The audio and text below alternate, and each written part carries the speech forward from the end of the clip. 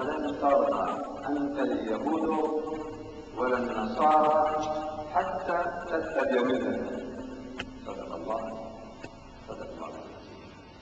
Mr. Chairman, and my dear brothers and sisters, at the outset, I don't really have to apologize, no fault of mine, that quite a lot of my brothers, they were not permitted to get into the law and order.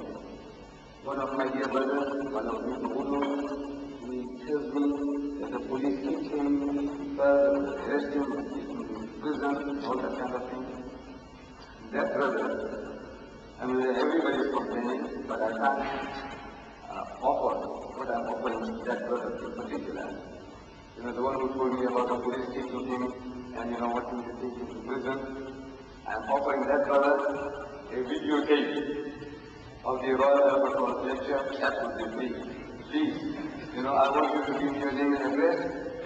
If you just put up his hand and my son is there, you give him the name and address. That brother was telling me about the police taking him. Which brother was that? There. Yes.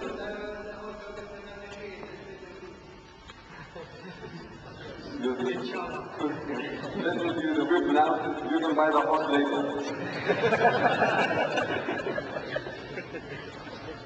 The reason for all that turmoil was that Paul was put by the Christians. You see, it was put by the Christians because they had challenged us. And when they challenged me, I said, now look, you challenge me, you go and put the ball. Then I will come down. In other words, otherwise you can get every type of puppy. Little dog sticking in, everybody wants to challenge their ass.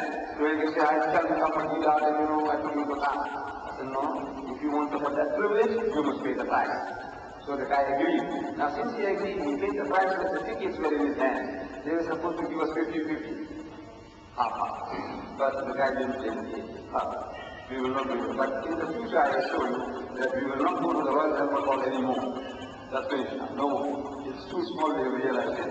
So either we go to Wembley Stadium or to the exhibition hall in Birmingham, where I'm told that some 20,000 people can be accommodated. The topic I have chosen for this evening's talk is the challenge of Islam. This is a Christian publication. The title of this book is The Challenge of Islam. That is the topic for this evening's talk. In the verse that I read from Allah Ta'ala, Allah gives us an eternal reminder about our relationship, the Muslims' relationship with the Jews and the Christians. There can be no mistake about that. He's telling us in the clearest terms, he says, وَلَنْ تَرْضَى أَنْكَ الْيَهُودُ وَلَا النَّصَارَى حَتَّى تَتَّبِعَ مِلَّتَهُمْ. That the Jews and the Christians, Allah says, will never, I understand in Arabic it's a double negative, will never be satisfied with you, O Muslims, unless you follow her brand of religion. And I don't know whether you know that if you choose to opt out, become a Muslim, if you want to join the Roman Catholic Church, the Anglicans won't be satisfied. If you become an Anglican or any other Protestant church, the Jehovah's Witnesses won't be satisfied with you. If you become a Jehovah's Witness, the Seventh-day Adventists won't be satisfied with you. They have 1,000 different churches and denominations, and each and every one makes you believe that he is on the right and even the Christians are all wrong. See, the Roman Catholics say we are the true Christians, the original church. Peter, the first pope, he started it. And all the others who call themselves Protestants have protested away from the true path. So the Lutherans, the Anglicans, the Methodists, the Presbyterians, and 1,000 different churches, they have protested away, so they are out of the faith of Christianity. But they tolerate one another. They choose them, but in the heart of hearts, in their mind, they do not accept the others as one of themselves, like themselves. So they will never be satisfied. No one what Quran you follow. If you choose to that anyone, the other Christians will be satisfied with you. And this has been from the very beginning. From the very beginning of Islam, the Jews will get the Muslims. Allah says in His Kalam, so وَقَالُوا, and they say, لَنْ يَدْخُلَ الْجَنَّةَ إِلَّا مَنْ كَانَ هُودًا أَوْ نَصَارَىٰ. That you Muslims will never, again double negative, will never enter Jannah. There is no Jannah, there is no heaven for you, there is no paradise for you, unless you become a Jew or unless you become a Christian. This is what they are saying. They tell the Muslims, they say, you follow this man, illiterate person, he doesn't know how to do the right, you follow him, you'll go to perdition, you'll go to hell. You want to go to heaven? The Jew says, follow us. The Christian says, you want to go to heaven? You follow us. In answer to that, Allah says, Tilka amaniyuhum. And this is the wishful thinking, being desire, hallucination. You say, don't be afraid of that. Tell them how to do it. So produce your evidence. If you are speaking the truth, let us have a look at your Quran, your proof, your certificate that sends you to heaven and destiny goes to Jahannam. Let's have a look at the proof. And they have produced the proof. They have produced the proof. In 2000 different languages. You know that? The Bible. In 2,000 different languages. She said, my Bible says this, my Bible says this, my Bible says this, my Bible says this. They have 11 different Bibles for the Arabs alone. Did you know that? I was thinking that there was only one Arabic language, the language of the Quran. That's what I thought. And out of all the Arabs speak that language. But now they are telling me, as an example here, of 11 different Arabic Bibles. Script, that's of writing. Oh, there is an Egyptian script, Egyptian Arabic. Then there is here, it says Tunisian script. It says here Al-Karshuni, for the Syrian. There is Algerian colloquial, there is Tunisian colloquial, there is Egyptian colloquial. I don't know this. And there is a Moorish colloquial, and there is a Palestinian, and there is a Southern Sudan. For everyone, a different dialect, different Bible. So you Arabs have no excuse on the day of judgment as a Christian speak. You can say, Ya Ba'ishallah, or these Arabs will give them the Bible in their own language. Whatever dialect they want, we give it to them. And the guy still didn't answer to the Lord, send them to hell. Now, Allah Ba'ishallah, proof. If presupposes that the proof is produced, you will be able to analyze it. Otherwise, it makes no sense. And Allah says, demand proof. Because it is proof, you must analyze. You don't know so much. So they produce the Bible in 2,000 different languages. 2,000 different languages, they produce the Bible. Proof. The Bible says this, the Bible says this. How we analyze. This is how Allah is commanding us to analyze. When you analyze it, you find they haven't got a little setup. And it is so easy, wallahi, it is so easy to reveal yourself. On this basis of the Quran, Allah says, demand proof. That's the proof. And he hasn't got what he's telling you. It's not there. He's programmed. See, we all get so programmed. It's a natural. You know, from childhood, my people tell them, they program the little children, this monkey is our God, this elephant is our God, this handsome man is our God, this is our Rama, this is our Krishna, this is our Sita, this is our Hanuman, this is our Ganesh. That's program. And that's the program. We start cringing for this image. Program. We can laugh at it. So how can human beings in the 20th century go to look down at what they say? No, we can't. Program. So the Christian also is programmed. From childhood. Father, Son, Holy Ghost. See? He's programmed. He believes that Jesus Christ is the only begotten Son of God. Begotten. Adam? Yes, the Son of God in the Bible. What is the Son of the Son? But no. Jesus is not like that. He was begotten, not made. Adam was made by God. Jesus was not like that. He was begotten. Rejecting is an animal act. He belongs to the lower animal functions of sex. How can we attribute such a quality to God? But they are. So now the Muslim, Islam is the only religion which comes into conflict with Christianity. From the point of view that Islam claims to correct, complete and supersede Christianity. No other religion does it. The only religion which tells the Christians is that, look, this is not right. You must read the faith. It's not in your book. Jesus Christ never had it. That's true. None of his disciples ever had that stuff. Jesus, when he killed 2,000 people on him, you know, we believe that when he's coming, the second coming, he's going to destroy the faith. What destroy the faith? He started 2,000 years ago, he killed 2,000 hit. Just like that. What? If it was a good thing, would you have done it?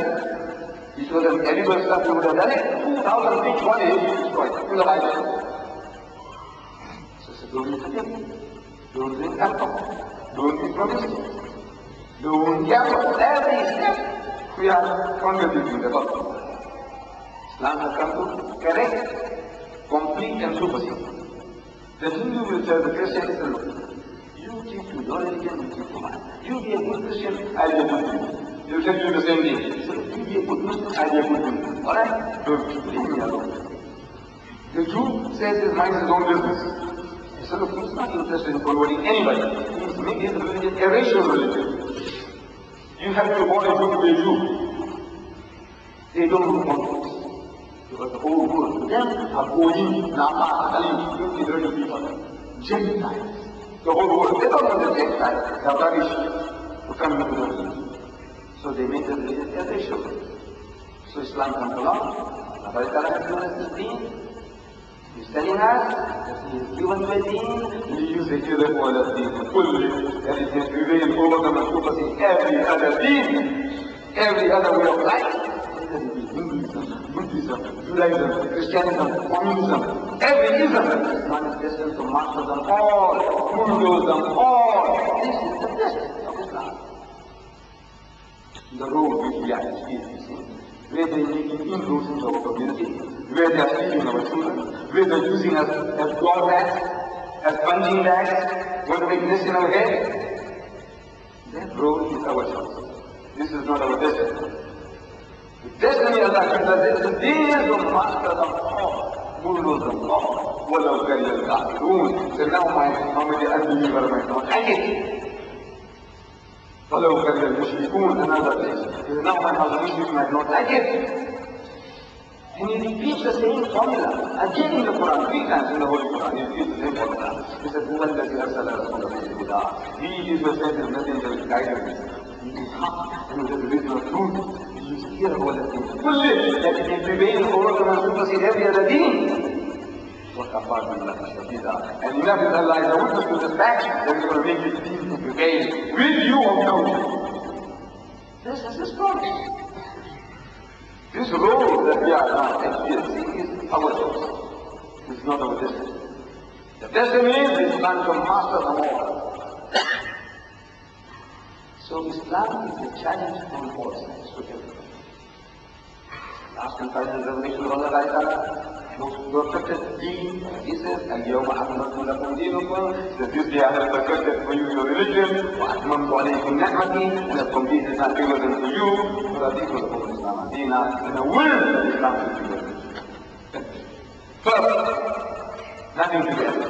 There's neither you. Given you a deed, perfect deed. And it's a challenge to the whole of mankind. It's a challenge to the Hindus, to the communists, to the atheists, to the agnostics, to the Christians. It's a challenge to everybody. More especially to the Christians. Because once these lands in the Middle East, they are all Christian lands. The city was Christian. Lebanon was Christian. All these areas, you call Jordan, all these all was Christian. All of North Africa was Christian. All Christian land at one time. And when you start coming from the sea, bulldozers of all there. And change. Then they have practiced now. Muslim. It's a challenge. Once Christian land, they lost it. Then they conquered our land through superior technology. They ruled us. They ruled us for 100 years in India, Pakistan, Indo-Pakistan, Afghanistan. They ruled our Indonesian brothers for 300 years. They ruled Mozambique for 500 years. 500? It's more than Indonesian country. Did you know that? Even today, 60% of the people in Mozambique are Muslims. Did you know that? They have been pushing this 500 years ago. When the Chinese sued India for our spices, finding a route to India, they knocked thousands over because of the food we had background, and they conquered this place called Mozambique. Mozambique was a Muslim territory. There was a Muslim governor, an Arab. His name was Musa bin Baig. Musa bin Baig. The Portuguese couldn't say Musa bin Baig, so there's a Mozambique. And he said, Mozambique, he said Musa bin Baig. The Jabal al-Tariq, they could say Jabal al-Tariq. Tariq was a Muslim commander who was in Spain and they burned the boat. So it's Jabal means mountain of Tariq. Jabal al-Tariq, let's can't say Jabal al-Tariq, they say Jabal Gibraltar. Challenge. Manila, the capital of the Philippines, Manila is Ma'amunullah, with the help of Allah, they live there. Ma'amunullah, you can say Ma'amunullah, with the Manila. We are a challenge. And in South Africa, this book is the challenge of Islam in South Africa. Here they found that we Muslims, we are there for 300 years, the first group of Muslims. That cut that those shores from Indonesia. You see, when the Dutch, the Hollanders, when they conquered Indonesia, those of our brothers who were fighting for their freedom, the heroes, the freedom fighters, they were captured as prisoners of war, and they were shipped to the Cape of Good Hope and sold to the white man as slaves. Then when the British conquered Malaysia, those people were fighting for their freedom. They were captured as prisoners of war and shipped to the Cape of Good Hope and sold to the white man as slaves. Good Hope body, white man. It was Good Hope body, white man. And for 300 years, they have been hammered to Christianize. 300 years. 300 years of hammering. The Muslims there, whom we call Malays, it's a wrong term, but we call them so-called Malays in the Buddhist Quran. These Malays are one of the most militant Muslim communities in the world. After 300 years of hammering, they become hard as steel. Amazing. The same period of time, when our African brothers on the west coast were taken over to America, and they were 100% Christianized. These Muslims, they fought back, and they became one of the most militant Muslim communities in the world. So, 300 years they tried, and they have multiplied. The Muslims have multiplied. Beyond natural multiplication, beyond population, we multiply. And they are a challenge. They uproot us from one place to another. They uproot us from our settled homes, our Juma masjid. Take us away out into the wilderness. And they will put us our own new habitation. 11 mosques in China, 13 mosques in Logan, in the Transvaal. You uproot us, wherever you uproot us, you take down again our masjid. Taking down is the right, and we get it out. Until you are there. They are a challenge. In a foreign environment, the government is in the favor, financially, they have everything, missionaries by the thousands, and they have not been able to hold to us. They are a challenge. This is what the guy said in the book. Same thing here. You are here about everything. You are numbering today, some say, about 20 in the UK. You will. And you are a challenge. You are a threat. You are famous. Look at this masjid. In the heart of Britain. Look at this masjid. Look at this man. Wherever you go, you're taking it down. Not just masjid, buying churches, buying synagogues. You are a threat to them. And they're crying out. Yeah. This is the Christian publication. Islam comes to Britain. I showed it to our doctor, I don't know if I'm mispronouncing his name. You know what I said? I call him Muhammad, I don't know, I'm mispronouncing his name. Forgive me. So I showed him this. He said, this is our masjid. This is the Minar. This is our masjid. I said, yeah, but you didn't publish this. This is the Christian publishing. Islam comes to Britain. Why? It's a threat and it's an opportunity. The Muslims are a threat and an opportunity. Yeah. England, the Muslims are coming.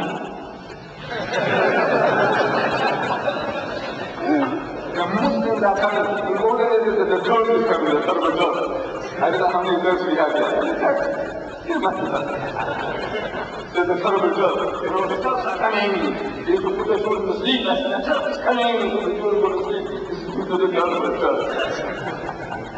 Now the Muslims are coming. But this time they are very heavy. They are afraid as well as they are very heavy. The missionaries are very heavy.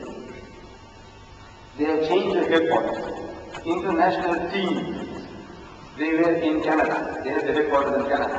From Canada, they made the center in Birmingham. Why Birmingham? It's the center of the UK. And they say, I must read exactly what they say. It was making them out water.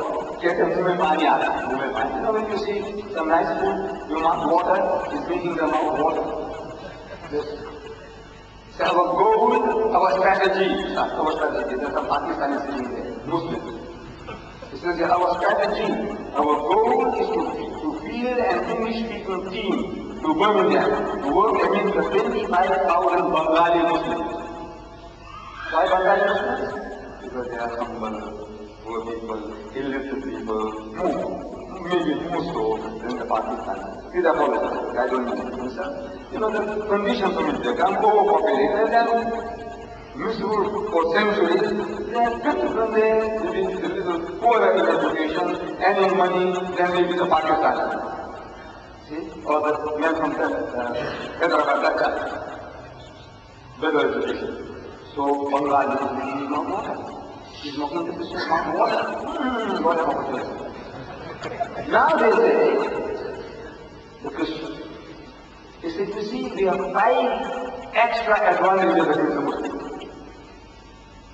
5 advantages they have, which they didn't have before. Number 1, they said, you see, we have to go out 5,000 miles, 10,000 miles away from home. You know, they are used to this land. They are used to their comfortable home. From here they have to go to a foreign land, away from the home base. Now, these people are coming. So we can work from the home base. We can sleep with the wife and children, and in the morning we can get started going and knocking people's doors, or we can work till late at night, and we can sleep with our family. You are now working from the home base. Previously, 5,000 miles away from the home base, 10,000 miles away from the home base. See that? Wonderful.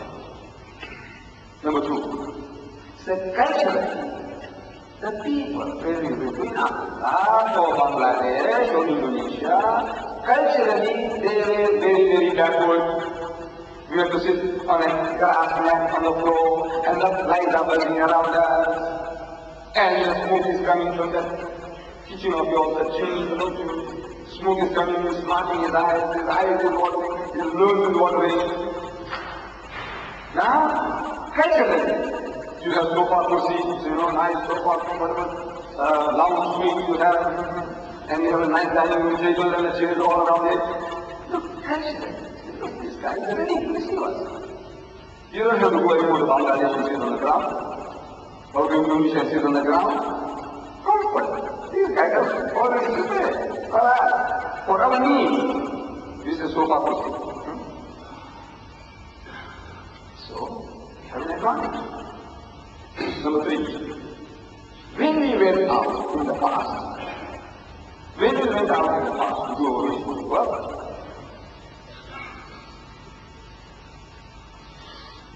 linguistically, we have to learn the language of the native. You go to Bangladesh, you can speak English with them, they have to learn Bengali. You go to Pakistan, you must learn Urdu. You go to Indonesia, you must learn Indonesian. You go to Zululand, you must learn Zulu. Now, these people are speaking our language. You are making an effort to learn his language and speak as good as him or even better. You are learn his language. You've got to. If you want to survive here, you've got to learn his language. So linguistically, he doesn't have to go out of his way. Look at the advantage that he has now with you. Then, please, if a man was to go in one of the religions, in India, Pakistan, anywhere, that man stands like a sore thumb. Everybody says, put that you better kill him, apostate, he has left Islam.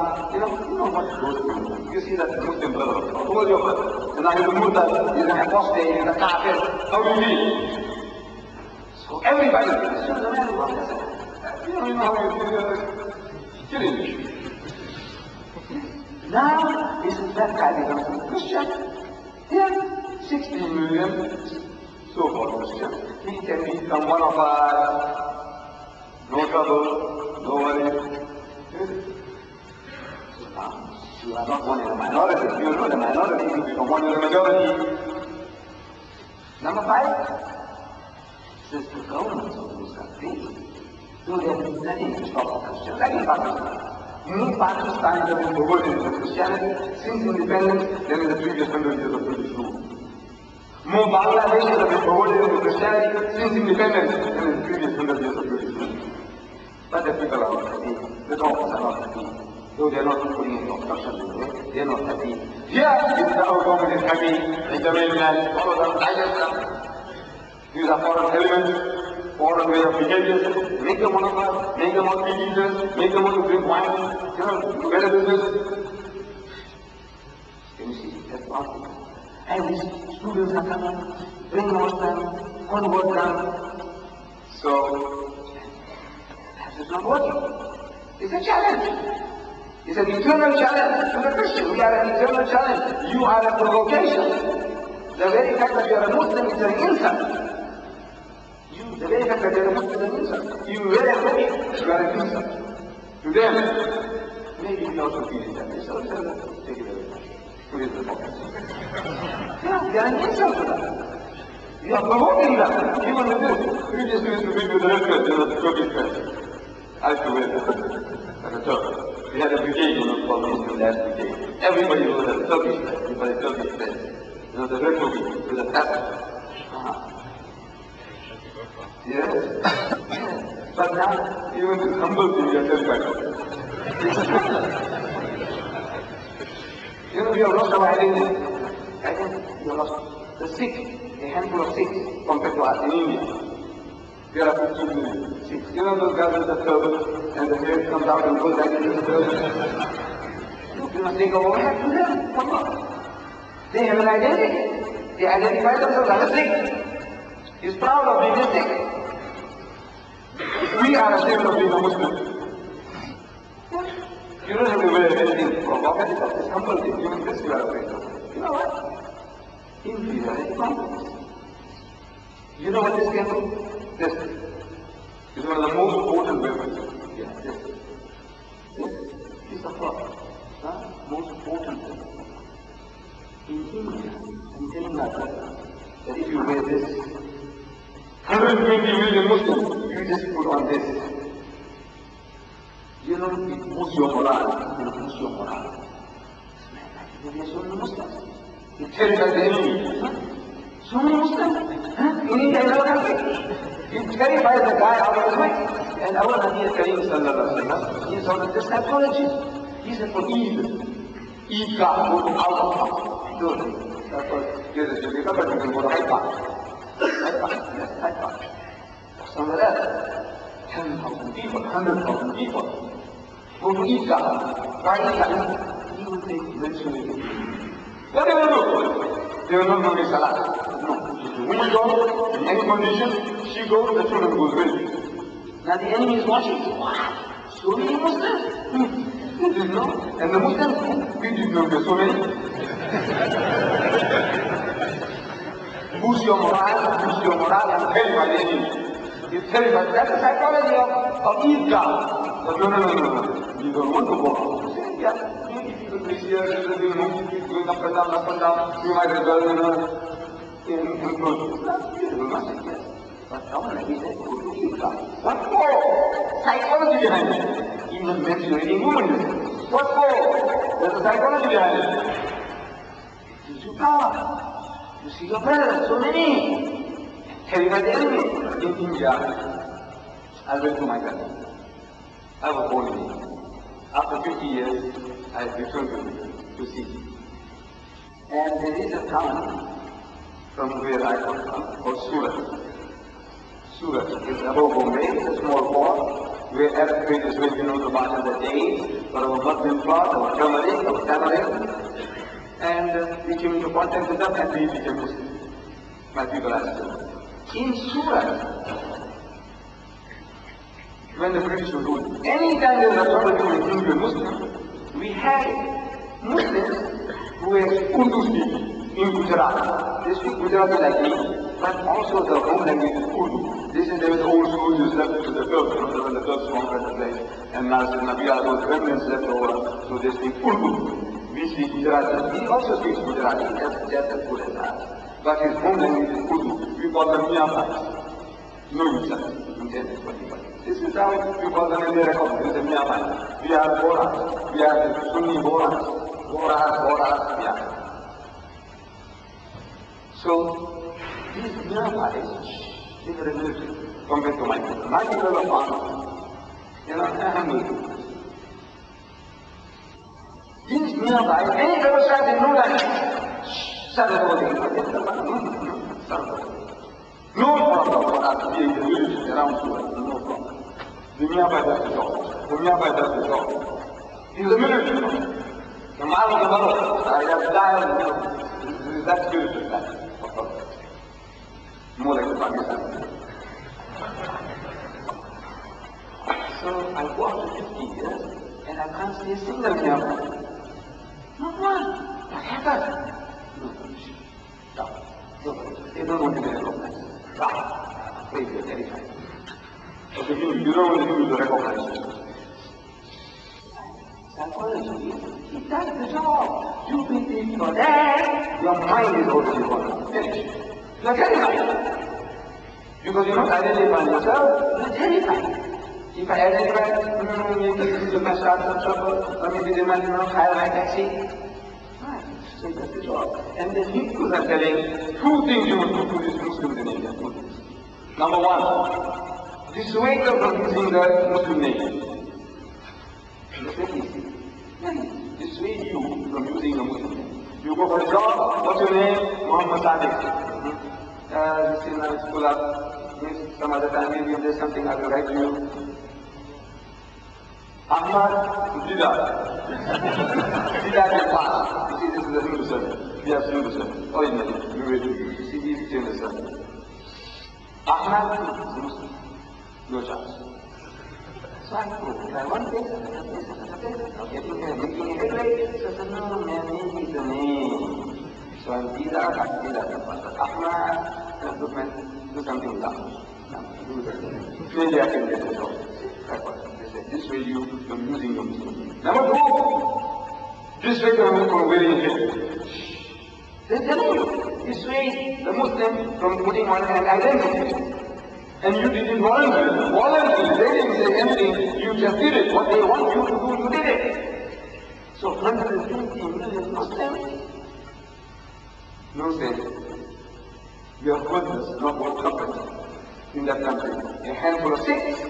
Indira Gandhi was very careful to his done. And Rajiv Gandhi gave us everything they wanted except independence. We Muslims, you can't even cry. You know that? You can't even say why you're doing this. An average of 2 riots a day are taking place against our people in our own motherland, and you can't even cry. Why? You lost your identity. Who made you to lose it? You did it yourself all the time. No, these are different. I'm not telling you to put on a turban, put on a red belt, and provoke people, like the red rat to the bull. We don't want you to do that. That's something humble. Sikh has got an identity. That identity is in power. He is like a lion. He like sheep and goats. Emasculated animals ready for slaughter. He can't go out. That question is question. And you can take it to class, even afterwards, Uncle, I think these are all tips, false stories you're talking about. I said, look, this is what I think. This is the reason.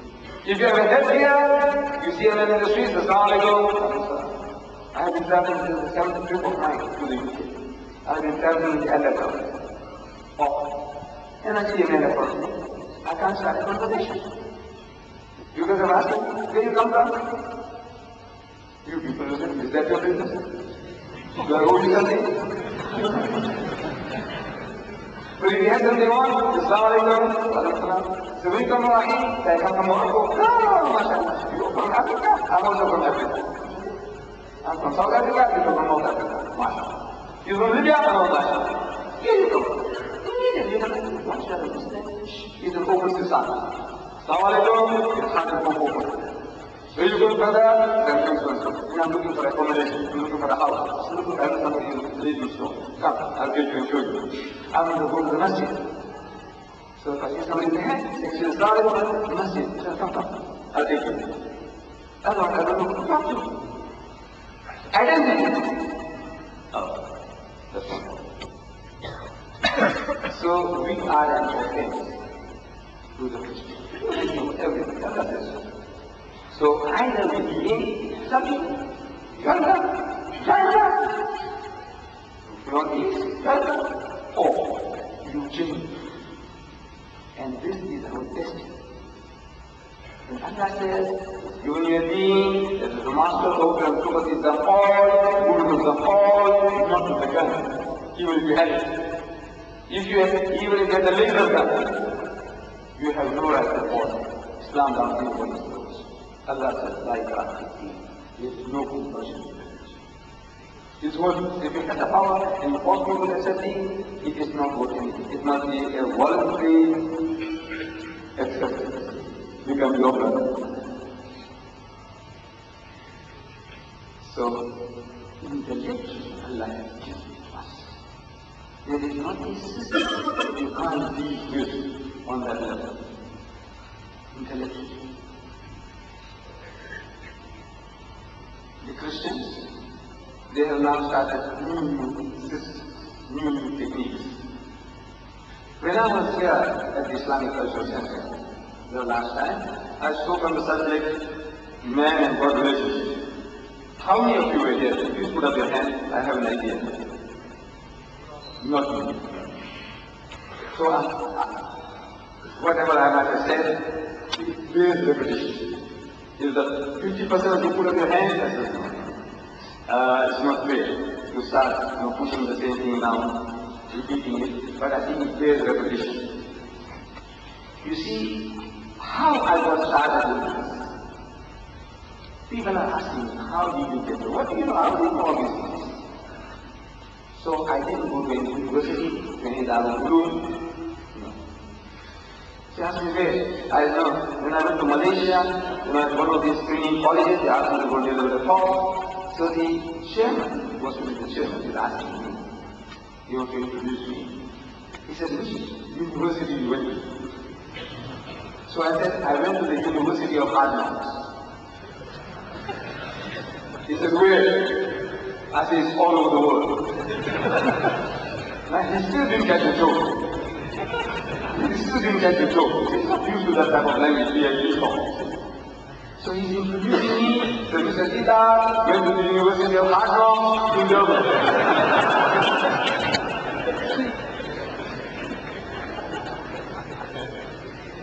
So the hard knocks were hard knocks.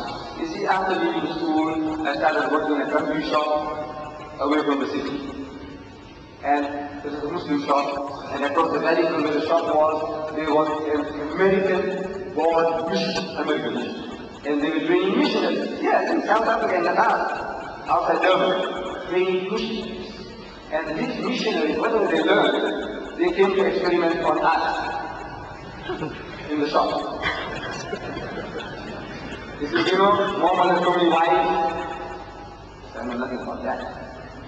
No exception. I know nothing about that. He says, you know, Islam was spread at the point of the sword. When Muhammad crosses the religion down people's throats. So if you don't accept Islam, chop with your head. I know nothing about that. He says, you know, the Quran was copied. Muhammad copied the Quran from the Jews and the Christians. I know nothing about that. This is the only thing I knew about Islam was that I did the kalima. I'm a Muslim. And if I get any of you there, and you say you're a Muslim, he said, yes, there is a kalima, the Shahada. Did it? He said, I ilaha Muhammad Rasulullah. I said, you pass. Just like that. It's like a magic formula. If you can say that you're a Muslim, if you can't say that you're not a Muslim. That's the only thing I knew. I knew how to do salat. The way my father made wudu, I did it. The way he made salat, I did it. The way he fasted, I fasted. That's what Islam I knew. And there's nothing more. These guys are telling me that using the Prophet, using Islam, all the other staff were all school boys, all cheap labor, just as school, everybody me and all the others, and we are utterly helpless before this Christian mission. So either leave the job and run away, or you fight back. But you can't fight back if you have no knowledge. You need weapons. No weapons, no knowledge. And job does not to get. You can't go and start looking for another job, you can't. There is so Allah is Musabbibul Asbab. He is the creator of opportunity. If He wants to help you, He opens the doors. As His promises. وَالَّذِينَ جَعَلُوا فِينَا لَنُهْدِيَنَّهُمْ سُبُلَنَا. So whosoever strives in our way, we open up doors. Pathways, open up. So I had that hunger for read. I had that. But for the Muslims, they have got it.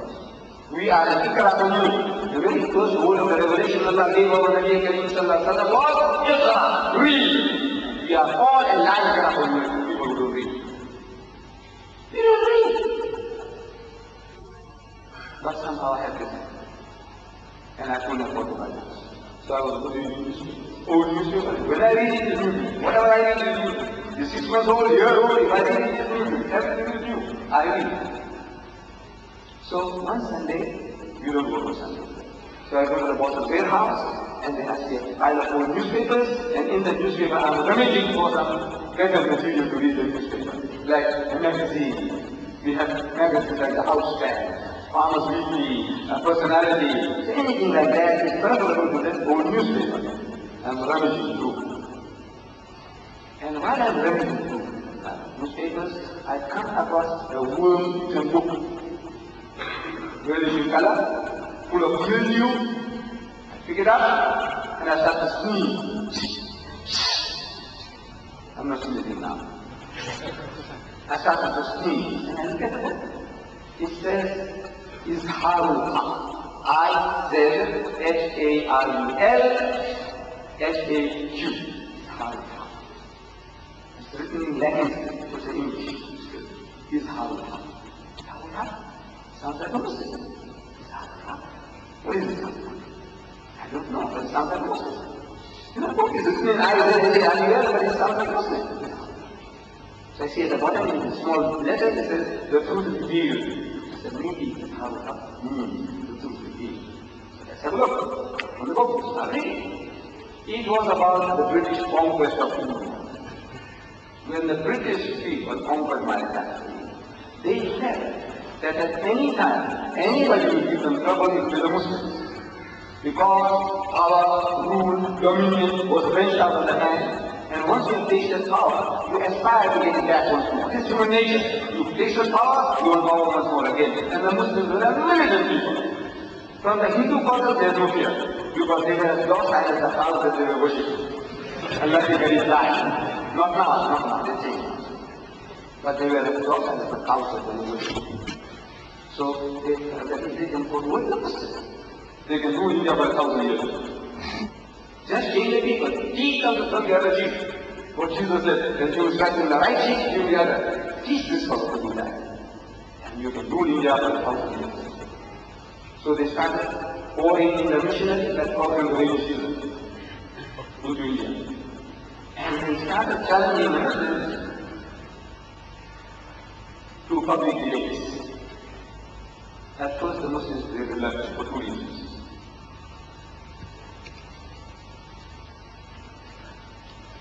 For 2 reasons. Number one, the British are conquered. If you see something and fight that too strongly, they might send us to Calabar, Andaman Islands. Like in South Africa, they send to Robben Islands. So they must send you somewhere to Calabar. In the birthday of Allah, it's Calabar. Andaman Islands. They deport all kinds of things. Then they catch us there. So now they might send us away there, this thing is out of the way. Number two, he says, the guy challenging us in English and we can't speak English. Good excuse. So I listen to we can't speak language. How can we debate with them? So they master our language. And this is the genius of the Western. Wherever they go, you learn the language of the native. Wherever they go, you go to Indonesia, you learn Indonesia. You come to Zululand, you learn Zulu. You go to Basutoland, you learn Basuto. You go to Swaziland, you learn Swati. Wherever they go, you master your language. You go to the Arab countries, you learn to master your language. So you master your language, and you challenge the Muslims in Delhi to public debate. Now, what excuse? So Maulana is a Delhi. Definitely. He accepted the challenge. The young men stampede the king. Come on, now you are talking another language. How can you say no? So he accepted. And according to the appointed time and date, the debate starts. And I'm told in the book that 100,000 people gathered in India and Kenya. And there was no mic system. I don't know how voice ever. But you get to check expression. You see your view, this is a little anything. Something passes, good look. You Mara. Then he creates his own story. What's going on? He's community and what's going on. So, according to the appointed time and date, the debate starts. And Reverend Founder was a guy from Britain, from your country. He speaks in Urdu. The Maulana started, get the debate started. So, Shuru kijiye, get started. So the Maulana says, look, you are our elder brother. Christianity precedes Islam by 600 years. As such, you are our elder brother. And according to our culture, you have the first preference. Number two, he says, you are our guest. No doubt that I'm welcome guest. But the guest at that. And according to our culture, Hamara Mizwan, first preference goes to our guest. So as such, you get to be more start. That's the problem. So the Reverend begins in Urdu, says, Maulana Sahib, where is your Prophet Muhammad now, this minute will see. So the Maulana thinks for a moment and he says, he is in Jannatul Firdaus, in heavenly bliss with Allah Barakah. Out of that answer came the second question. That's all right, tell us now. Where was he when his grandson Hussein was martyred at Karbala? Where was he then? So the Maulana again thought for a moment, and he said he was still in Jannatul Firdaus, in heavenly bliss with Allah Barakah. Out of that answer came the third question. He said, all right, if he was to be alive, as he said, when his grandson Hussein was martyred at Karbala, didn't he ask his Allah for help? Say, Allah, look at my grandson, they are butchering him, please, help him out. Didn't he ask his Allah for help? And there was a long pause. So the Reverend started reading speech. Come on. Didn't he ask his Allah for help? He have a big brother, something bullying me, and I was big brother there. I said, look at this guy, he's taking unfair advantage of the feast. Come to the rest. Why should I? So, Allah Ta'ala is there, Prophet is there, when he asks Allah, what's happening there? Karbala. Didn't he? Can you see? So the Maulana said, he did ask Allah. He said, natural thing to know. He said, what did he say? What did Allah say? Because he was saying all this is going on in Urdu. What did he say? And there was an inaudible pause, a very long pause. And the man who police started saying, come on, what did he say? And everybody heard, the Maulana and the Maharaj. The Maulana got all the put down. So the Maulana starts. He said, Allah cried, Allah is Rodia. Allah cried. He said, Allah cried. So I couldn't say my own sister. How can I say your grandson?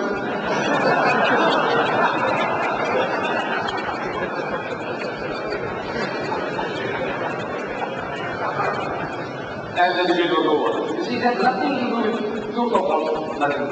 It is natural, the wit. It's the wit. There is a saying. that Christ's arm is he whose cause is just. If the cause is just, you give it over to it. You can stand for it. You're going to fight it. You're going to prepare to die for it. But Christ's arm is he who gets it first. The God will not give you the first glory. Now when you are on the right side. So, alhamdulillah, not the harm. I'm reading this in the book. It makes the book interesting to me. Then I read about an Arab chef. An Arab chef. A little ruler, something like a little Amirat. He's a little ruler there. And a Christian missionary was talking to him. And they have a position. We admire mine. They'll never let you go. If you give me a finger, they'll catch you by the hand. They'll never let you go.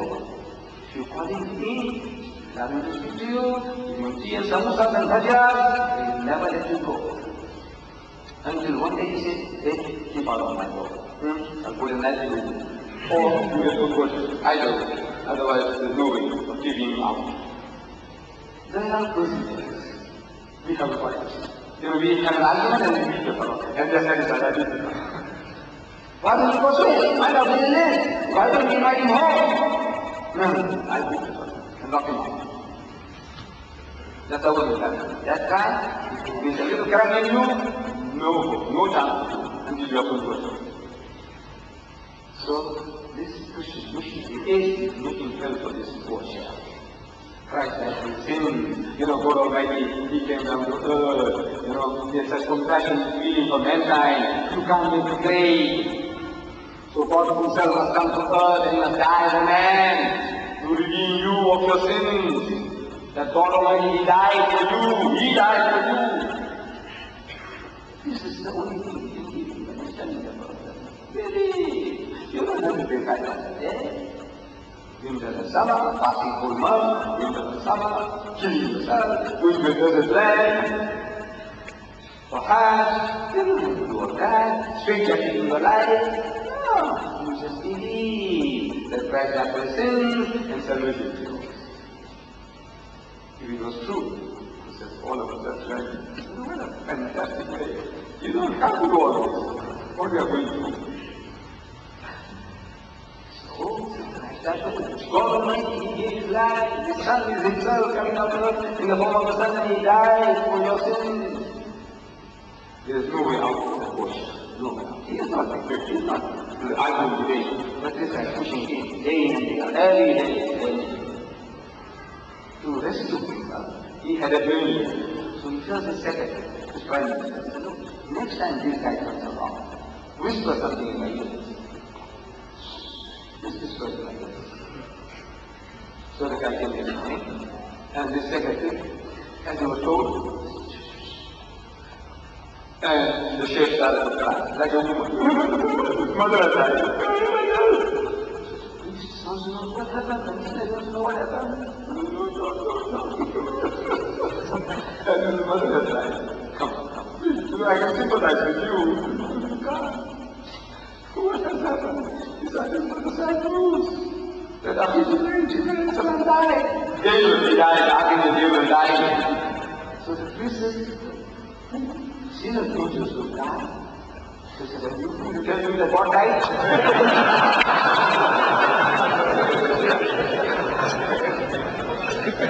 Now I'm reading this in the book. You see, I'm reading all this in the book. So I'm sitting there in the go-down, on the floor, in the dust. I'm reading it, I can't let go. I'm reading about that, don't about this, don't read that, that's what is that. So, when I had a chance, I go to Durban, I go to a second bookshop, and I find the New Testament. I got for sixpence. This is a small piece. We had a smaller piece called TD, 3 piece, in silver, silver. And a little bigger, 6pence. So I got a 6pence in New Testament. That's the start. So I go back to that starting place. Say, Matthew, I go to Matthew. Mark. This one contradiction, Mark, so I find that. I mark it to this page. You find the contradiction there. This one is true, contradicting John. Then it says, I did, so and so. I did. So I look for I did in the Bible. And I did confuse say. If it's Matthew, then it's I did means sentence in Matthew. But I don't know what it means. I did. So I look for IB. I can't find IB. So no. So now I'm getting calm. I know something about the Bible. I mark it. So now when they come to do the Bible, they say, where are you going to send out the church? And I say, no. So where do you live? That's right. I'll come and see you. Sunday morning 10 o'clock. Right? So I go. I say, now look, 1 point you give me in the favor of your religion, I give you 10 against. You give me 1 blow, I give you 10. That's the only thing they can do. Yeah, that's cool. What is that cool? You give me 1 blow, I give you 10. When I got my kid. Not with the face, with the intellect. Every Sunday is a new conquest. I'm so blessed. It's so precious. I just, Allah, you know, I did bosses. And I know, there's a guy, when he goes, he gives you some excessive gift. I did wrestling, I did judo, I did weightlifting. Can you see where I'm standing now? I tell people jokingly, don't make a mistake, don't try. Don't try. Thing is that all that 68-year-old don't take a chance, don't take a chance. So, you get the pleasure, pulling the color over, knocking him over. Oh, how tasty it is. Then I go to Durban, that's right, I look for bigger market. See, every Saturday afternoon you go to the one. I have my lunch and look for a church. Go to church, yes. Knock at the door, look for the father, the priest. The father, you know, I'm very interested in religion. I would like you to come home and enjoy my meal, bring the family along, and I would exchange the word of God with you. I'm posting. It's a pleasure. Get the guy to the house. My wife will cook. We say jalda. And that's no religion, sweet rice. And suji, I want some biryani. And they enjoy my food. And they say they enjoy my talk. I give them a good passion. Nobody ever comes back. They enjoy the food, they enjoy everything, but nobody ever comes back. For a second dinner, that's my hobby. And Allah says, وَمَنْ أَحْسَنَ قَوْلًا مِمَّنْ دَعَا إِلَى اللَّهِ. Who is better in speech than he who is working with Allah? وعمل صالحا and is a good of good deeds. وقال إنني من المسلمين and says I'm a Muslim. Who has submitted the will of Allah. He is asking who is better in speech than he who does this. In other words, there is nobody better in speech. The best speech making that you can do is to invite people to Allah. The best hobby, the best preoccupation. The best occupation is my hobby has become my occupation. Can you imagine anybody having a better job than what I have? Allah, there isn't. My hobby is my occupation. It's a hobby. This is an occupation.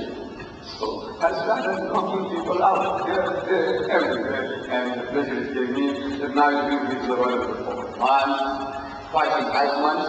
Now the guy telling me again. I said, look, brother, it's too small. We'll have to go to Wembley Stadium or we go to Birmingham. This is the hobby. This is the private occupation of the Muslim. Every Muslim. You and your living are all you. Whatever job you whether you speak, clean the toilet, there's no shame in doing any honest labor. Every Muslim must have a second occupation. That is sharing Allah's deen with people. We invite all the ways of our Lord. والموعظة الحسنة and beautiful preaching وجعلهم بالذي أحسن and reason to them means that others know what they should. I said, I can do the job. My brother and my sister said, there's a very easy. Our team, our employers, our co-workers, invite them home for a cup of tea and your butchers and samosas and your jalebi.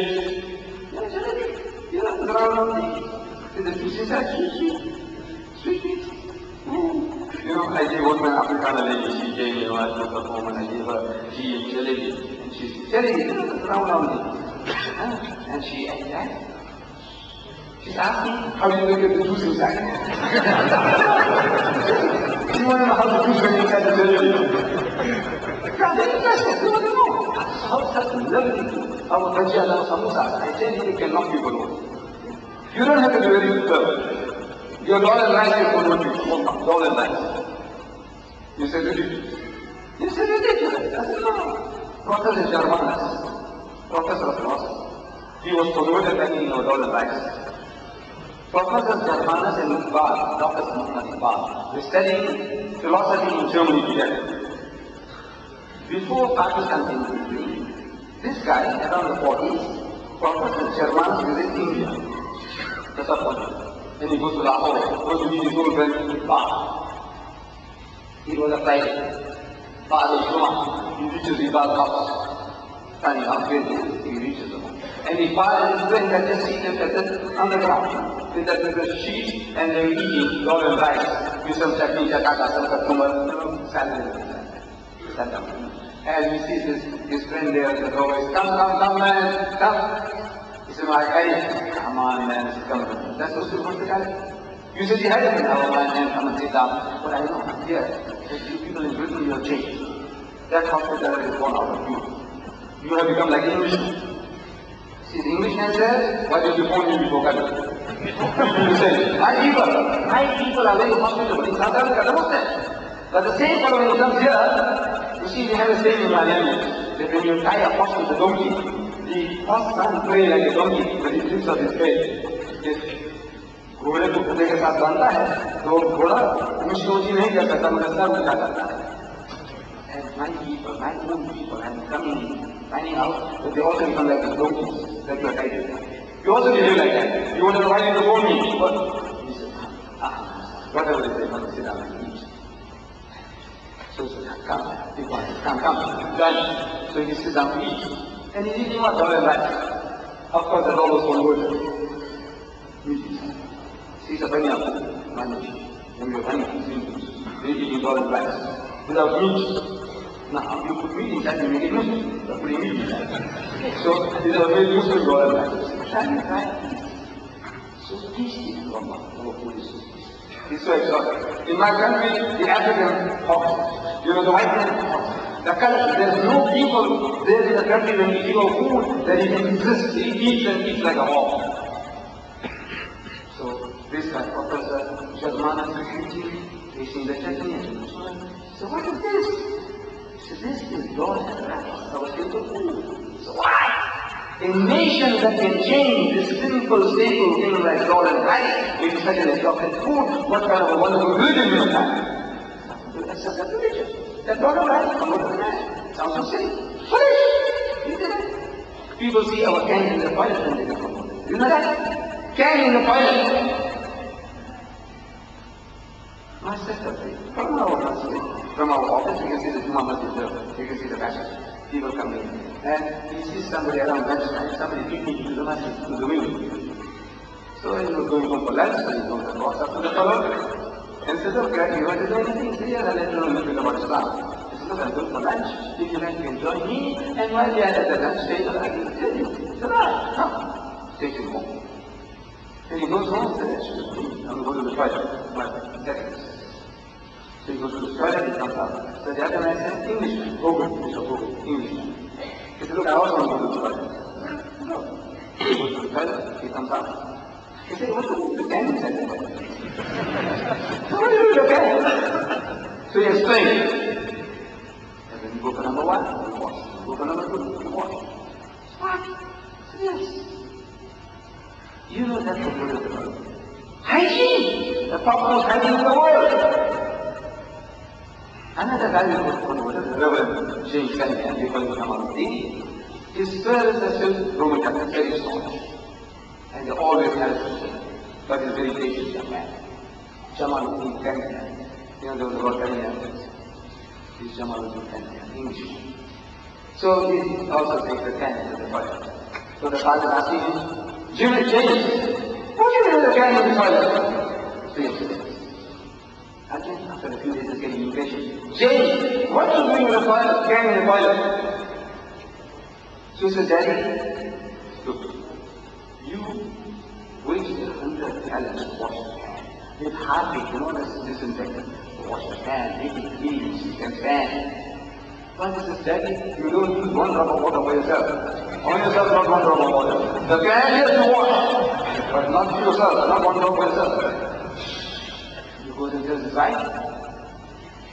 Somebody, his father goes and tells his wife. He says, you know, what actually seems true, but I want to do it. Wallah, it is so easy. Allah, hold on, I say, hold on. What your president and commissioners can do, you do. It's half the battle. There is no better way to get into the heart of a person than to start. Look, this is the example of what Nabi Kareem Sallallahu Alaihi Wasallam said. His Sunnah. Nobody talks about it. I haven't heard a single learned man talking about his Sunnah of the Prophet. That when he was commanded to preach, he called the leaders of the Quraysh, invited them for dinner. And after dinner, he slept. To deliver the message. Among the leaders was Abu Jahl. And Abu Jahl is father of ignorance. He was no father of ignorance. He was the shrewdest of the Arabs. He was about one of the very few fellows among the Arabs in the time of Nabi Kareem Sallallahu Alaihi Wasallam who could read and write. He was a rare fellow. His real title was Abu Hikmah, the father of wisdom. He is the father of wisdom. But our Nabi Kareem Sallallahu Alaihi Wasallam said that with all his knowledge, if he can't see the light of truth, he is not Abu Hikmah, he is Abu Jahl. Therefore, because the light, his knowledge is not making you see the truth, so he is Abu Jahl, he is the father of ignorance. So that title was stuck onto him, that nickname. He was no Abu Jahl. He was Abu Hikmah, father of wisdom. Clever fellow, sure fellow. So he stopped. He said, you can listen to this youngster, for this mess of water he gave you. Come. He scattered them all. He scattered them all. Just like that. One devil can do it. He can take the whole thing of the devil. What does our Nabi Kareem Sallallahu Alaihi Wasallam? He invites the leaders of the Quraysh. One throw for dinner, minus Abu Jahl. Nobody talks about that Sunnah. Nobody. He's telling you about the beauty of Sunnah. I believe all the Sunnah. But nobody talks about this Sunnah. Why? You know why? You're the first Sunnah. That's Sunnah first. The other Sunnah costs you nothing. For me to tell you what is to do with you, what does it cost? I think you must pray 5 times a day. What does it cost? Nothing. I have to tell you, लोगों को खाना खिलाओ, people, call them home, things like that. It's going to cost you something. I'm going to say that example, I'm going to cost you something. So that's it. Don't talk about it. You follow that Sunnah. In the first Sunnah of this propagation you did, follow that Sunnah. Follow. Talk. Have you seen the Quran? Get a translation. Like this Abdullah Yusuf. I don't know if I will look at or not. This about today this Quran, Abdullah Yusuf. You know, almost 2,000 pages. 1,950 pages. For 6 pounds. 6 pounds. There is not another book in the UK you can buy 2,000 pages for 6 pounds. A 200-page book I have to buy for 19 pounds. 19 pounds. Yeah. This is 2,000 pages for 6 pounds. Now, you owe it to yourself. I make no commission. I promise you. No commission. You buy from anyone. Whoever is buying it, you buy it. This book, what it can do for you and your children. This book, this translation is the only translation which gives you a verse-by-verse translation. It begins, for example, Bismillahirrahmanirrahim. Just opposite that. In the name of Allah, most gracious, most merciful, Alhamdulillah, Rabbil Alameen. So all praise is due to Allah, the cherisher and sustainer of the world, Ar-Rahmanir-Rahim, most gracious, most merciful, verse-by-verse translation. So over a period, you can almost learn Arabic. That's how when I'm talking, I seem to understand what I'm talking, though I don't know Arabic. Simply because I have been using this translation. Again and again. So that constant repetition makes me to feel that I know. I feel that I seem to know. That's just. Number 2, he gives you a comment which is beautiful. Allah is so beautiful. And his language is so good. As if it's a new inspiration in itself, the language. The Westerner, you show him this, he can't believe that an Oriental would have written that. As if it's a new revelation of it. It is the English I'm talking about. You don't have to read Shakespeare or Milton to improve your English. a very comprehensive English at the back. What do you want to know? Anything, everything you know about the Jews, Bani Israel, and the Israelis. You want to know about the Christians, you want to know about Jesus, you want to know about marriage, you want to know about divorce. What do you want to know? Whatever you want to know on your fingertips. You want to know about marriage and the age, you want to know about divorce and the scheme. Everything on your fingertips. I said, do it yourself. And your children, your children need more than anything. If you, my advice, if you understand Urdu better than any other language, I say get it Urdu translation. You understand Gujarati better than any other language, I say get it Gujarati translation. You understand Bangladeshi better than other languages, I say get a Bangladeshi translation.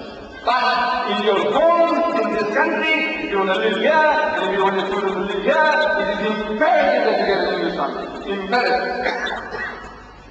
Because without this language, you will not be able to present what is impossible. You might know Arabic, you have also understand. You might know Arabic, you understand. Directly you imbibe the message. Still not good enough. Still not good enough. If you want to be in this environment, if you want to share this message, you tell, you are also doing the same. If you want to live in this country, you want to talk to the people, you want to get an English translation. Improve your English. Improve your English. And you're using the right words, appropriate words to convey the message. In your own mind, you know you understood, but now when you're going to start explaining to somebody, you can make a hash of it. You can murder the whole idea. Get this? Use it on your neighbors, your fellow workers, open it, you can see a cake. Shahs and samosas, open the book. You know what the book says about Jesus? Open the book. Reading to him. Bismillahirrahmanirrahim. From Surah Al-Imran, chapter number 3, verse number 42. قالت الملائكة يا مريم, behold, the angel says, oh Mary. You will say, what is this? What do you want to mean? This is where you say, the angel was telling Mary, that's how you would know. Behold, the angel said to Mary, إن الله استفاك وطهرك واصطفاك على نساء العالمين. God Almighty has chosen thee and purified thee, chosen thee above the women of all nations. يغذي واسجدي واركعي صوتي worship Him, prostrate yourself, bow down, bow down.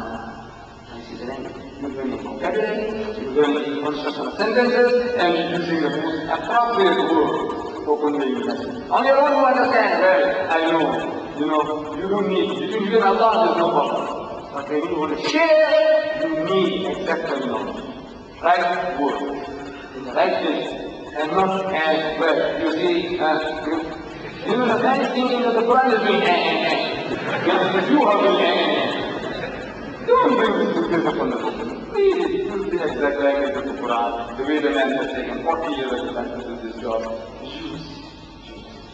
With these words, Mr. Chairman and my dear brother, I am very, very grateful for the young men for creating this opportunity for me to come and share these few thoughts with you. May Allah reward them and reward you. Wa alhamdulillah.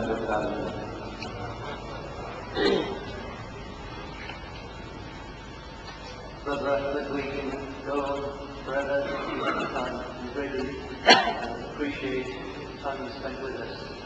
But for the next 50 minutes or so, we'd like to invite questions from our brothers and sisters. There's a microphone upstairs in the sister section, and there's one on my left here for the brothers.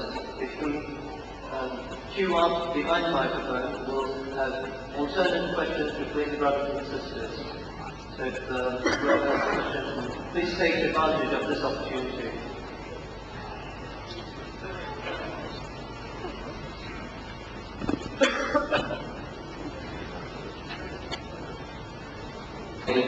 Great pleasure to listen to you, really, today and the other before.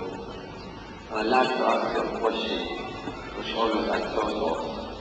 Is there any Christians in the world today who believe in Allah alone?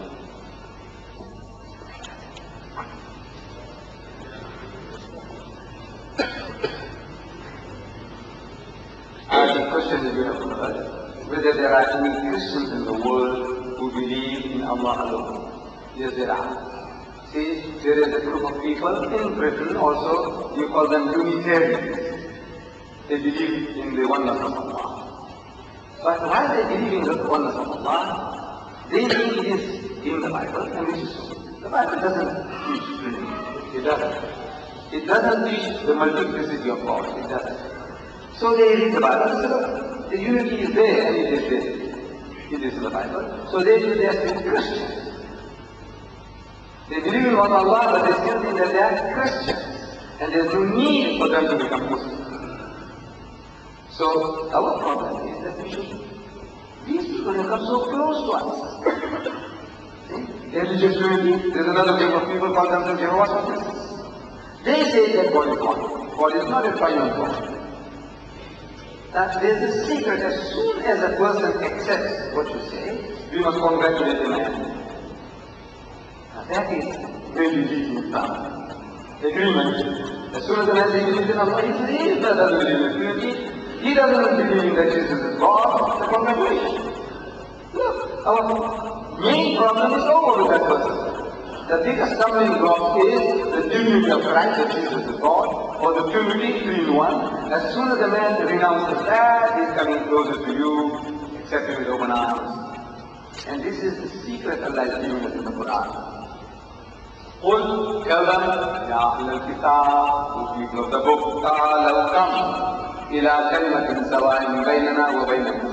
That we come to common terms that between us and you. You just get on a common platform.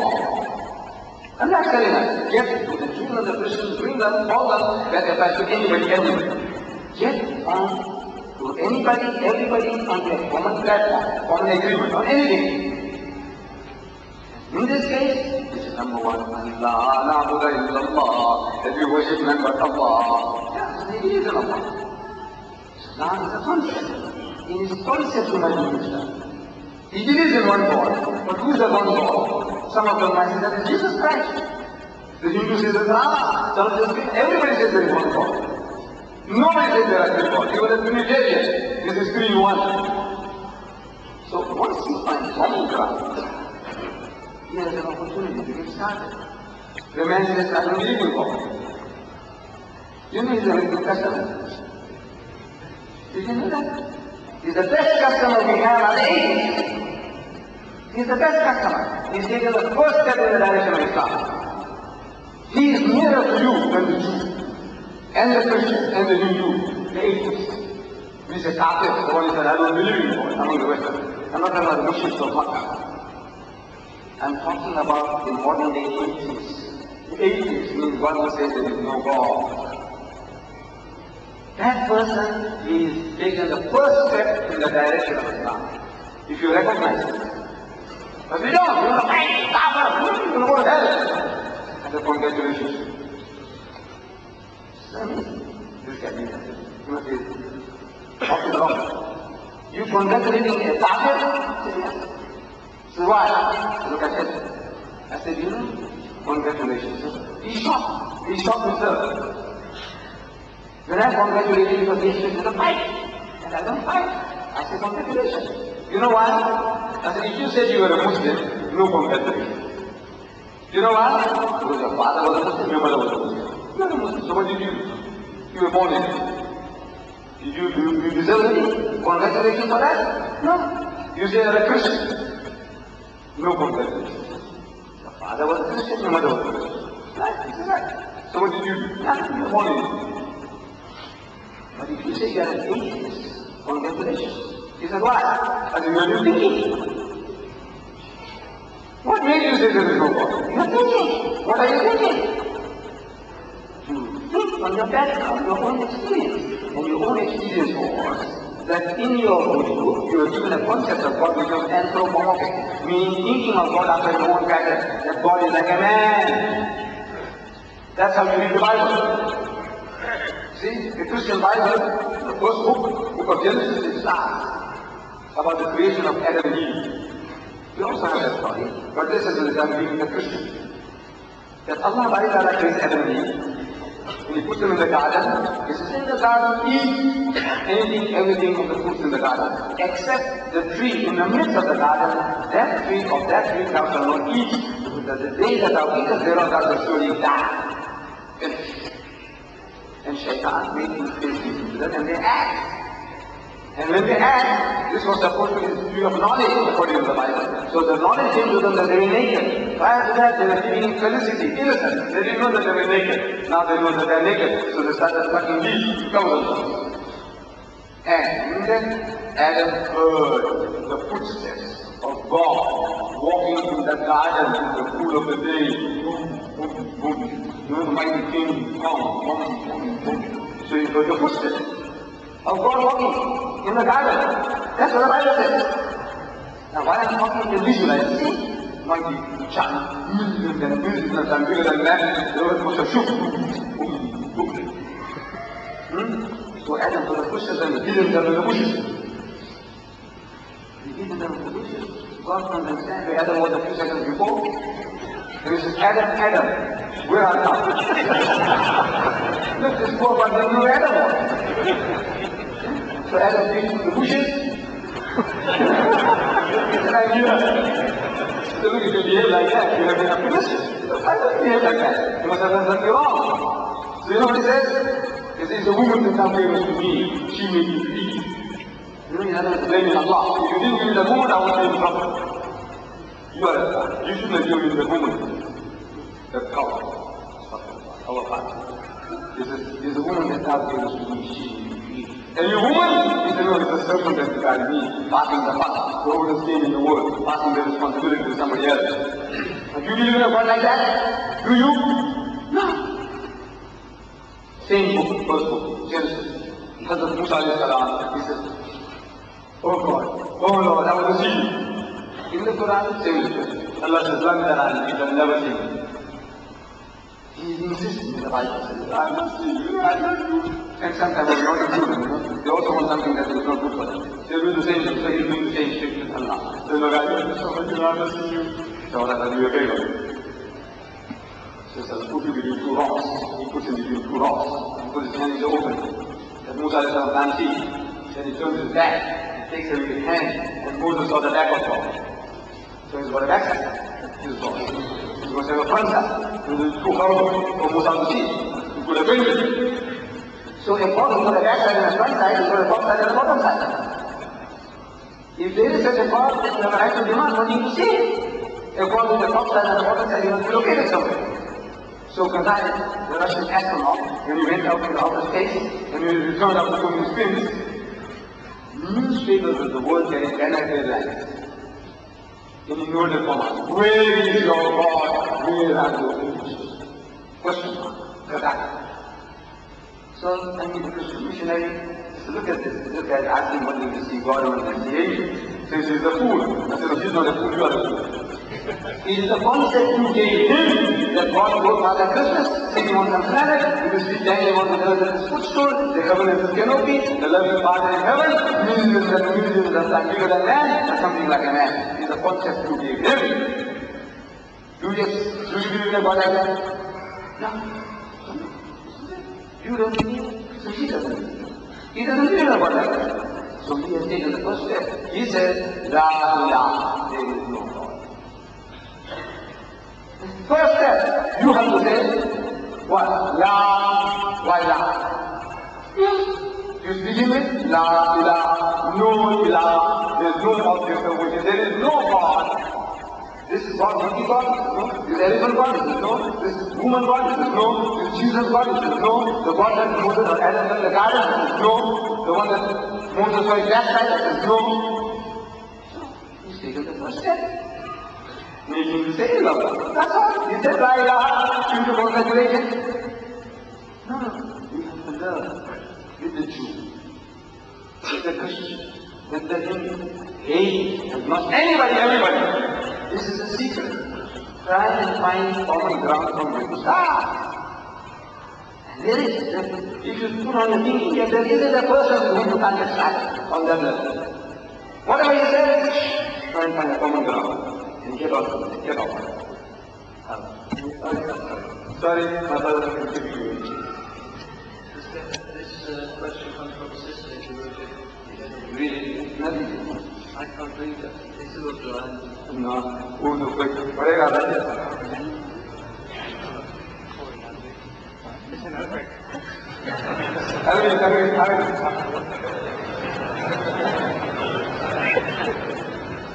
السؤال يقول هل المسيحيين الذين هم الآن هم من يحل لنا أكل طعامهم وأن يأكلون طعامنا وأن يأكلوا طعامنا كما جاء في القرآن الكريم?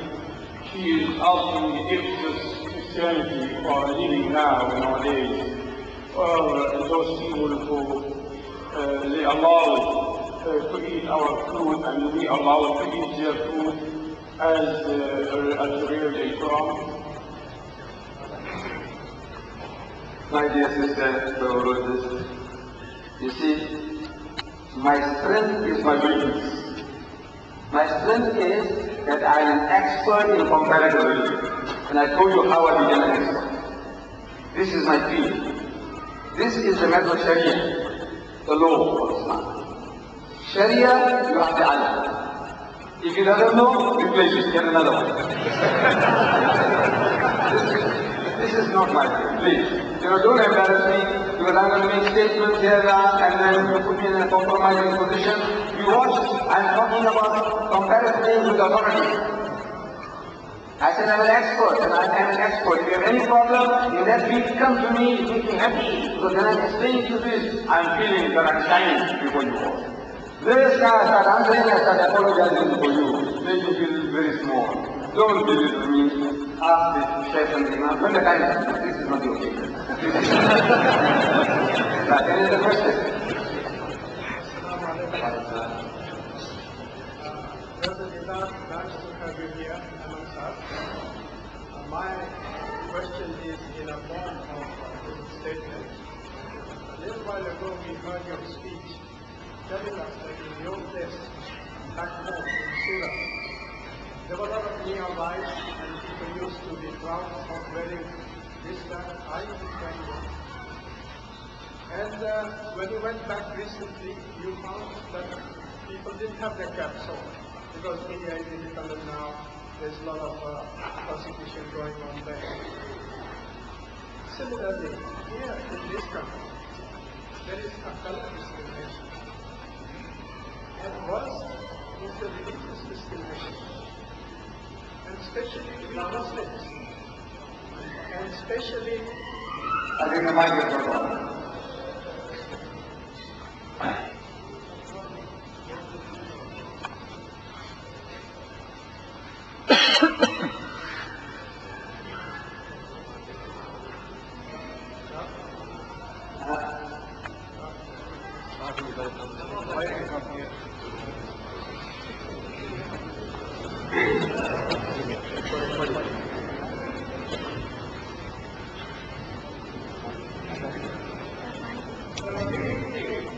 Assalamu alaikum. Alaikum assalam. Simply for those people who have not heard this before, I was putting a question in a form of a statement that Brother Didad had visited back in India, this place where he originally came from. And people used to, in them days, wear this cap on their head. And there were some nearby people who really fought and defended Islam.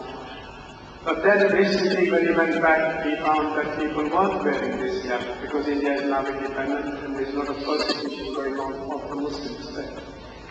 My question is this, that in India, there are many more Muslims than there are here in England. In England, there is a discrimination of color and there is a greater discrimination of religion. We have an Islamic Education Society in haste, and when I approached a government department for an assistance, they looked at the name of my letterhead, Islamic Education Society, and they said, sorry, we don't give any help to the religious organization. Now, this society doesn't only propagate Islam, but it also does other social work for the community in that area. And the Muslims everywhere have their own social needs apart from their religion. but they are thrown out of the window simply from the title. We also heard that in India, they are trying to dissuade you from using your name. The example was given. Similarly, there is an effort here also to dissuade you from using your name, to dissuade you not to use your Islamic name for the organization. Take out the word Islam completely. Take out the word Muslim completely. Become a Asian youth. Right. Become an Asian youth organization. Then of course you will get all the funds. But that Asian youth may be controlled by the Muslim youth. I am asking Didad to throw more light and tell us that how do we defend this identity under such circumstances. Thank you.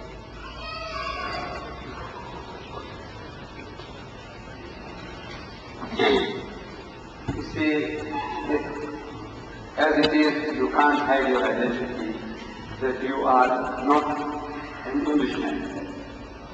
Bulk of us. There are some of us might pass, but very few. Can pass as a white man. The white man in South Africa, European. So, in the very first look, you know that you are an outsider, and you're local. Now, religious identity. Suppose it militate against your job. In the office, if you wear this, the guy doesn't want you. Discrimination. You can keep taking off. But as soon as you come out in your own time, who's stopping you? In your own time, when you get to the underground, who's stopping you? So, the very fact that you find half a dozen people wearing crap, walking around, the hooligans also won't touch you. But hey, these guys, to make that for that will become the risk. Like the Sikhs. You see a quarter dozen Sikhs, half a dozen Sikhs. When I went to Hong Kong, I'm going through, I see a Sikh standing out at the bank with his turban and his uniform. I see another Sikh riding a bicycle. I see another guy riding a taxi. I see another Sikh walking with his wife. And it left that impression that there are many Sikhs in Hong Kong. But there were other than 6,000 Pakistanis. And there was not one Pakistani that you could see. There were 6,000 Pakistanis that I found that day in Hong Kong at the time when I went in 1977. But there was not one you can see with an identity. Not one at the dinner table. See, so there it is. Now, who's stopping you in your own time when you leave your job? Suppose that's your job, but I think that's at your work. If you put this on, there is a respect between you. I work for Jews, I work for the white, and my identity created respect. They knew that this is Muslim fellow, he stands for the principle. In my country, if you're standing for the lift, each height. If you have a headgear, you will get a lift in double quick time. Because the person knows this guy is identifying himself, he knows where he belongs. Otherwise, we don't know what he is, the hooligan, the big man, the cutthroat, we don't know. So the guy passes you by. But you have an identity immediately, almost immediately somebody stops, whether Muslim or non-Muslim, because you are not ashamed of your identity. The guy gives you a lift.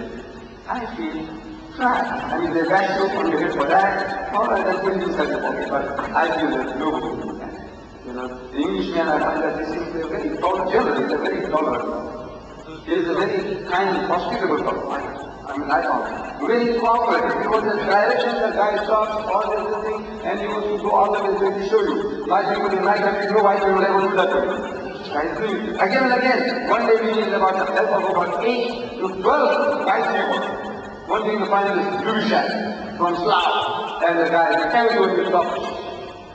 And then one fellow says, come, you follow me, and you follow me, and they say, now you carry on. I feel that there are good people. The thing is, this is you can change them for the better.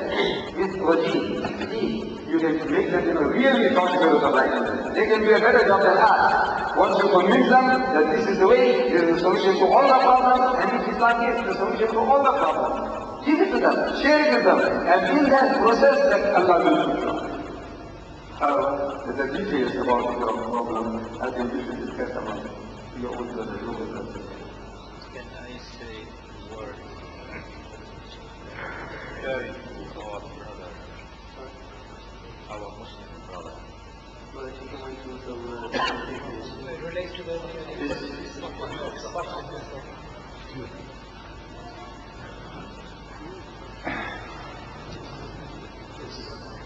Has this got a question? There is a microphone provided upstairs for sisters to ask questions. Hello. First, Didad, I wanted to let you to say that we should change the environment because the environment changes us. But the environment doesn't care anyway. Our children go to school and we teach them about religion. But there's other people, the mothers, they don't care. We don't care whether Jesus is born or not. We just live the life we want to live. And then, our children will say that yes, it's better not to know the religion anyway. Nobody cares about the religion anyway. How can we change these people?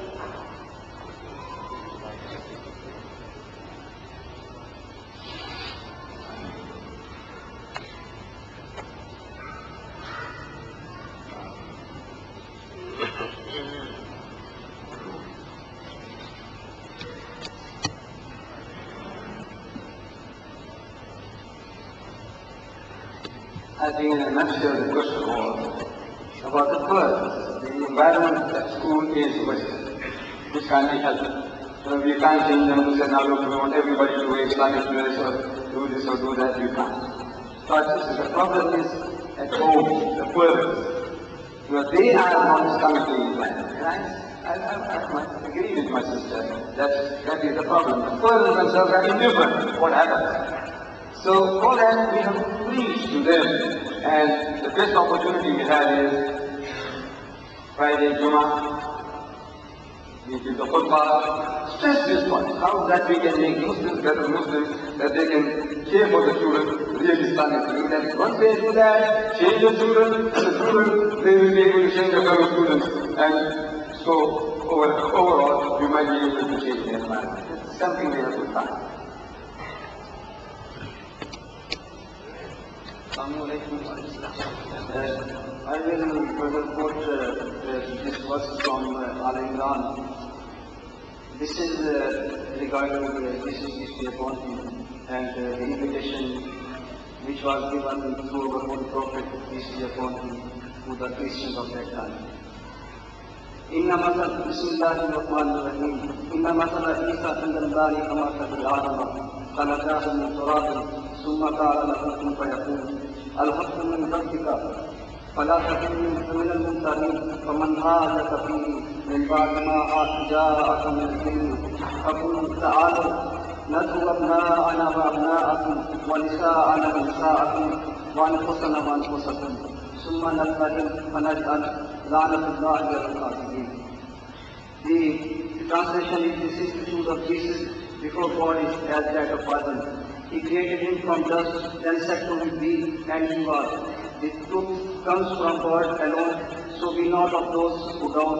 If anyone disputes in this matter with thee, now after full knowledge hath come to thee, say, come let us gather together, our sons and of your sons, our women and your women, ourselves and yourselves.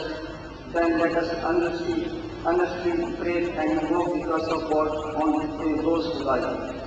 I would like to ask Brother Didad that this invitation which is in the shape of Kubana, this was given to our Holy Prophet, peace be upon him, and this invitation still exists in Quran. I would like to know that why the Muslim scholars they put this challenge before the non-Muslims, the Christians. The time and the occasion for the verse, the Sun and the Moon, I take it is that the Christian deputation had come from Najran to Medina. They had heard that now an Arab is claiming to be in communication with Allah, claiming to be a prophet. So I said, let's go to Prophet 17, let us see what he knows. And for 3 days and 3 nights, a dialogue took place between our Nabi Karim and the Christians. During the course of the dialogue, this is some of the things that happened. One is that they said that Jesus Christ is Allah's son because he got no father. So Allah is by Wahid wa Nabi to tell them, Inna masala Isa in the mind kamasali Adam. The similitude or the example of Isa, Jesus, in the sight of Allah is like that of Adam. خلقه من تراب, he created him from dust, ثم قال له كن فيكون, he said be and he was. In other words, Jesus, because they do earthly father, if that makes him God, or the greater Son of God, then Adam is a greater God, or a greater Son of God. That was the logic. But the arguments continued, and the people started accusing, the Christians started accusing him of falsehood, that you are a liar, you are like this, you are like that. Now when he reaches that stage, so for 3 days and 3 nights, it was a dialogue, a discussion, which we are supposed to have. Come, to what? A dialogue, a discussion. But when it reached the stage of cursing, the guy started saying that look, you are a liar, you are a thief, you are an imposter, and to reach a stage where you have to start now rolling up your sleeves. So, I want to take an example. He wouldn't do that. If you accuse me of a lie, there's no such thing as you are a liar, and you say, I'm a liar, and then the curse of God is in you, and you say, the curse of God is in you. Let us now make a direct appeal to Allah to arbitrate in this dispute. So saying that tomorrow morning, I will come with my family, and you come with your family, all of you, and we will invoke the curse of Allah upon whom he lies, he who lies. Ya Baritala, if I am a liar, destroy me. They say, Ya Baritala, if you are lying, destroy us. It has reached that pitch from a dialogue, a discussion, to a contest of curses called Mubahila, from Munazira to Mubahila. So if you reach that stage, then that's the only way out. The man says, look, everything, nothing works, and the guy is cursing, accusing you that God will destroy you. So the dark you will pray to God to destroy who he lies, who lies. That is the difference. But we haven't even started the dialogue. Maybe we're talking about cursing people. Then you have to open your mouth. First, open your mouth.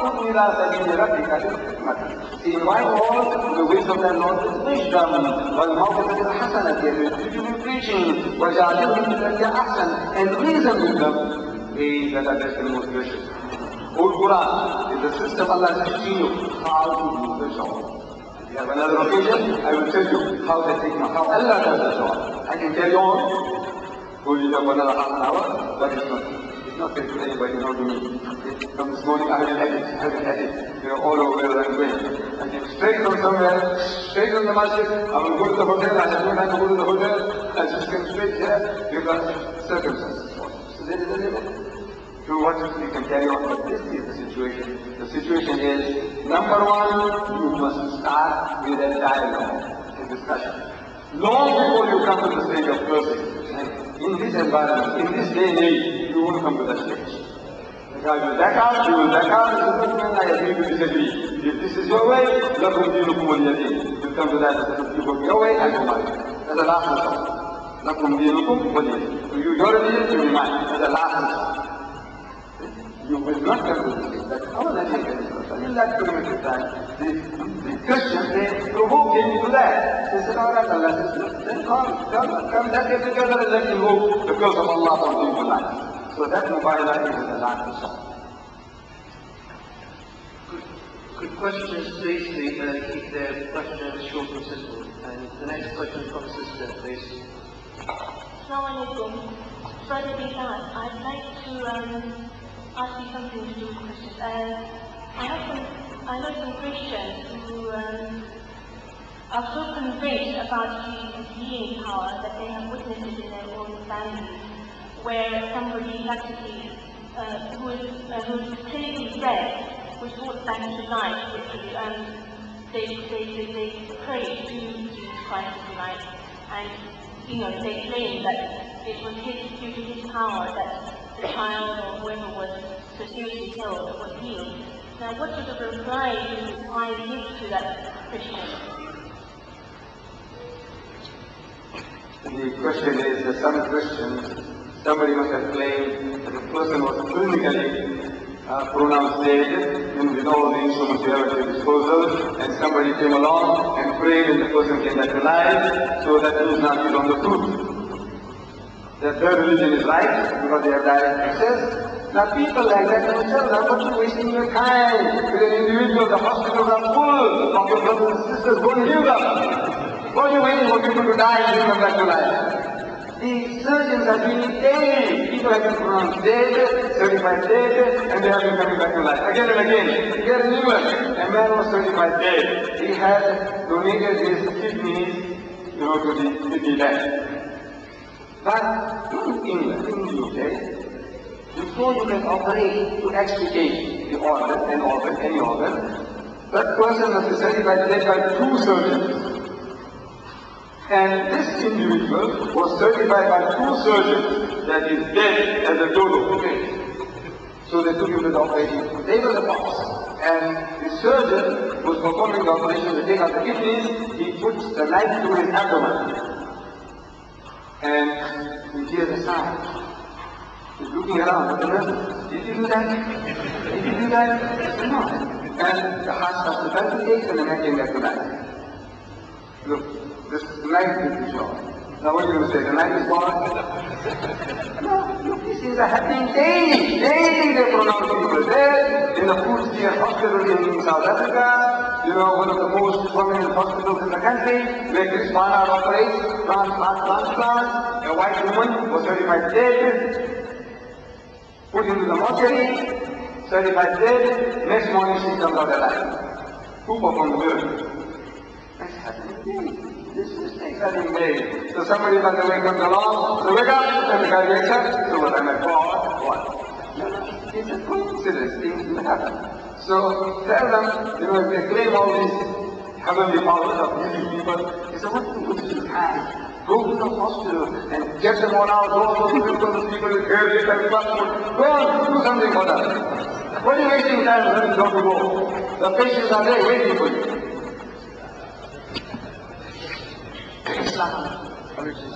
Now the Christians claim that the Quran actually says that Jesus will die and will be raised up to life again in Surah Maryam verse 33, which the translation of which follows as, so peace is on me the day that I was born, the day that I died, and the day that I shall be raised up to life again. What is your answer to that, please? Now the answer is straight, it's there. Allah is telling you, stands to reason what happened in the Royal Albert Hall was that this Arab Christian, he mistranslated the Quran.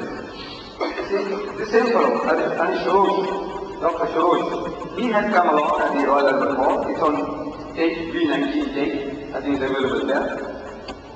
Where he comes along and says, look, what has he to say? This is what he said. If the Quran is indeed from God, does it contradict itself in as much as it says, okay. Therefore Jesus was born, he died and he rose again. وسلام علي يوم ولدت. You spoke like an Arab. I don't speak like an Arab, but it's وسلام علي يوم ولدت ويوم أموت ويوم أبعث حيا. Which is translated, so peace is on me, the day that I was born, the day that I died, and the day that I shall be raised to life again. As an Arab, you have to know better than that. But the answer was, I reread the verse, and I told him then. Which translated means, so peace is on me, the day that I was born, the day that I die, and the day that I shall be raised to life again. The day that I die, it is not the day that I died. It's not died, it's in the future. So we believe that there will be a day that Isa must die. Allah says that every soul must taste of death. Every soul. Jesus must also, he must taste of death, and Allah brings him back to life again. This is our belief with regard to all human beings. Everybody must die, and everybody must be raised to life again. Not excluding Jesus. Can a sister ask a question, please?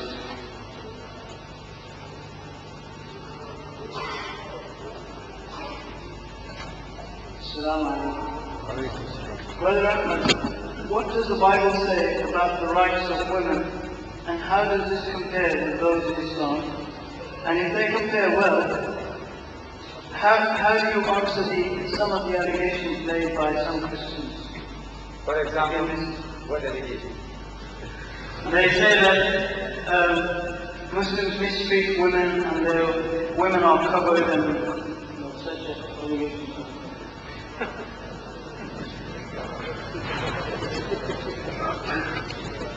A very generalized question. You see, the person tells you something specific. Mistreat women. That's the European. Are they all treating the women well? Are they? No. They get divorced, what's happening? Not leave out the women, their own children. They commit incest with their own children. 8% of all wives in South Africa, they commit incest with their own daughters, not stepdaughters. 8%. What are you talking about? The wife says, what are you talking about? You have a right to point a finger and ask. You last 300,000 sodomites. You call them gay. They gather in San Francisco on a pilgrimage. They buy 50 lives in the motorcycles. You have a right to point a finger and ask. When I came one of my previous trips, 8,000 gay, they get in high class, selling their wares, trying to tell people that there's something wrong with you should be like them, you have a right to point a finger at that.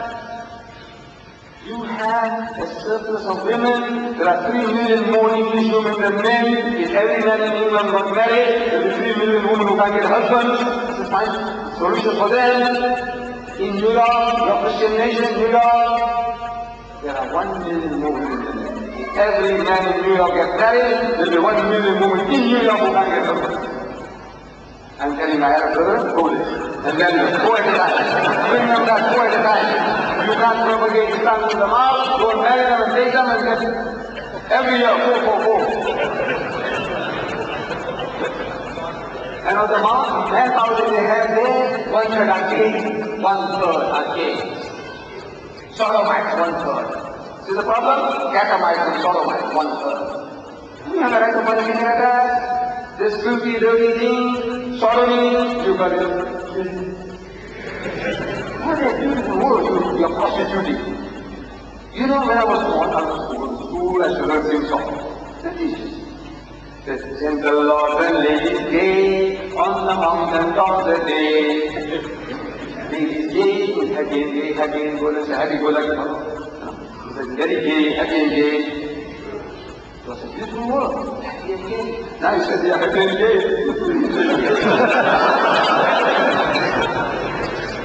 You had a right to point a finger at that.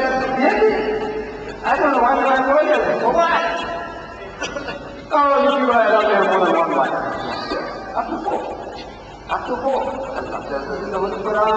They marry women of your choice, like 2s and 3s and 4s. But if you cannot do justice between them, marry only one. The only religious book on the face of the earth which has that expression, marry only one, is the Quran. There is no other book on earth which says marry only one. A problem in society where it becomes necessary for a man to take on extra responsibility. Like after wars, other natural reasons, calamities, that times when a man must take on extra responsibility. And I'm reading news, daylight from London, again and again, a man is start to bigamy in your country. Bigamy. Bigamy is having more than one wife, 2. So the law says divorce one of them or go to jail. Both the women can look leave alone their hadith, the man. The law says no, you want one of them to go to jail. There's something wrong with your brain. Something wrong with you. Look, your law allows sodomy. Homosexuality is legal, is legalized. Lesbianism is legalized. But the most natural thing, polygamy, you say, oh, my dead body, you won't have it. You will put the man in jail. He can get it done and he stays in the children every year. You call him a stud. He's a great guy. You have a right to call a leader like us? Huh? So why are you not apologetic? Soon after the war, I think this is the last question, please sit down. Soon after the war,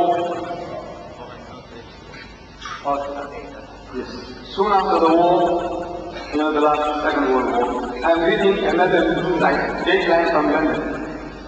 It says 5,000 misfits to be shipped to America. That's the headline. 5,000 misfits to be shipped to America. And the human mind is very imaginative. You think when you read that, you have the whole idea of what the whole thing is about. That's what I thought.